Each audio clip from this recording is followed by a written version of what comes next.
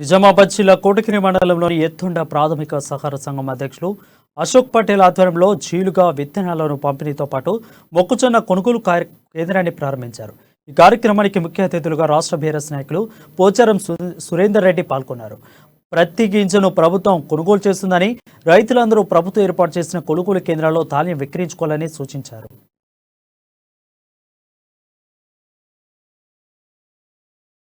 తెలంగాణ రాష్ట్ర ప్రభుత్వం వచ్చిన తర్వాత రైతు పండించిన ప్రతి గింజాను ఏదైతే వరి కానీ, ఇటు సన్ఫ్లవర్ కానీ, ఇటు మొక్కజొన్న కానీ, ఇటు జొన్న కానీ, ఇటు శనగలు కానీ, ఏ పంట రైతు వేసినా ఆ పంటను ప్రభుత్వం కొనుగోలు చేస్తుంది. మనం తెలంగాణ రాష్ట్ర ప్రభుత్వం ద్వారా అదేవిధంగా స్థానిక సొసైటీల ద్వారా ఈ కార్యక్రమాన్ని మనం విజయవంతం చేసుకుంటాను. ఈసారి కూడా ఇప్పుడు మొక్కజొన్న కార్యక్రమం ఈరోజు ప్రారంభించుకున్నాం. దాదాపు ఈ సొసైటీ పరిధిలో 450-500 ఎకరాలు రైతులు మక్క వేశారు కాబట్టి వాళ్ళకు కూడా ఏదైతే పంట కోశారు, రోడ్ల మీద నిలబెట్టారు, దాన్ని కూడా కొనుగోలు